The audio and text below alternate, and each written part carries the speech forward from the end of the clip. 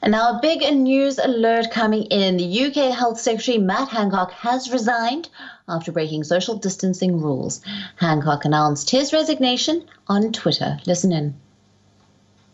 I've been to see the Prime Minister to resign as Secretary of State for Health and Social Care. I understand the enormous sacrifices that everybody in this country has made, that you have made, and those of us who make these rules have got to stick by them, and that's why I've got to resign. I want to thank people for their incredible sacrifices and what they've done. Everybody working in the NHS, across social care, everyone involved in the vaccine programme, and frankly, everybody in this country who has risen to the challenges that we've seen over this past 18 months. I'm very proud of what we've done to protect the NHS at the peak, to deliver that vaccine rollout, one of the fastest in the world. And I look forward to supporting the government and the Prime Minister from the backbenches to make sure that we can get out of this pandemic. We're so close to the end, and then build back better so that this country can fulfill its potential, which is so great. And I will do that with all of my heart. Now, earlier this week, pictures of Hancock kissing his aide went viral on the internet.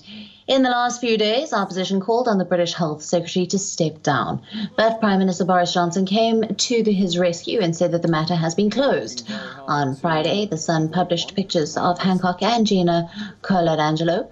Both of them are married. It said that they had been taken inside the Department of Health on the 6th of May, after which Hancock apologized and said that he was very sorry. Entertainment venues must close between 10 p.m. and 5 a.m. Now, for more on this, we are being joined by our London Bureau Chief, Mandy Clark. Mandy, this, of course, is a big blow to the Boris Johnson government. What more do you have on this big story? Well, it is a blow.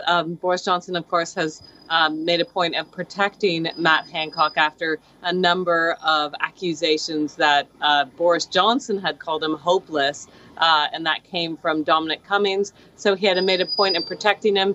When the news broke that he was having this affair, Boris Johnson considered the matter closed. Of course, Boris Johnson's backstory is not clean as well. There's been a number of affairs linked to him. So it was less about the moral issue about two married people having an affair and more about the fact that he broke social distancing rules as the health secretary, who was setting the rules in the first place, asking the public to abide by it and then disregarding it in his own private life. And I think ultimately that's what made the position untenable. Really less about the moral question and more about the fact that he says do one thing and then acts the other way. It will be a story that rumbles on because it is salacious. The tabloids have it on every paper, but really it's corroding trust with the people of the Tory party. And that's the bigger threat now, the political bigger threat. In so many ways, it was kind of inevitable that he would have to step down because of this view that the Tory party is acting in a manner where they are setting the rules but not abiding by it. And it has shades of Dominic Cummings, who, of course, did that trip when the lockdown was completely in full effect. And the Prime Minister stood by him then, and his excuses were considered very weak. So it's not a good result at all for the Tory party. And it was very hard to see how he could have stayed anyway. Right. And Mandy, Matt Hancock, of course, has been leading the UK's charge against the coronavirus. What does this mean now for the UK situation with regards to management of COVID?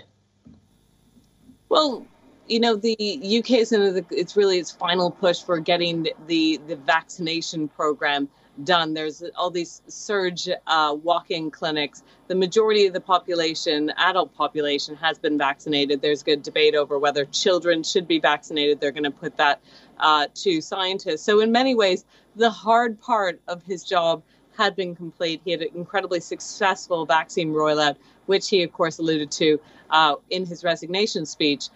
So it's not like it's in the height of the crisis where someone would be stepping in, would be almost overwhelmed by it. This is for the UK in the final stages of getting that vaccine rollout to continue.